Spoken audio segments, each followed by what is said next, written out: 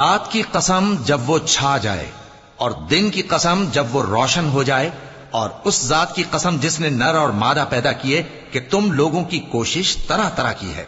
سو جس نے اللہ کے رستے میں مال دیا اور پرہیزگاری کی اور بہترین بات یعنی کلمہ توحید کو سچ جانا، تو اس کو ہم آسان طریقے کی توفیق دیں گے، اور جس نے بخل کیا اور بے پرواہ بنا رہا اور بہترین بات کو جھوٹ سمجھا،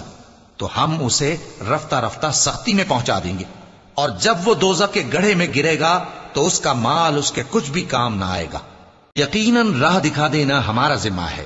اور بے شک آخرت اور دنیا ہماری ہی ملکیت ہیں۔ سو میں نے تم کو بھڑکتی آگ سے خبردار کر دیا ہے، اس میں وہی داخل ہوگا جو بڑا بدبخت ہے، جس نے جھٹلایا اور منہ پھیرا، اور جو بڑا پرہیزگار ہے وہ اس سے بچا لیا جائے گا۔ وہ جو اپنا مال دیتا ہے تاکہ پاک ہو، اور اس لیے نہیں دیتا کہ اس پر کسی کا احسان ہے جس کا بدلہ اتارا جائے، بلکہ اپنے رب اعلی کی رضامندی حاصل کرنے کے لیے دیتا ہے، اور وہ عنقریب خوش ہو جائے گا۔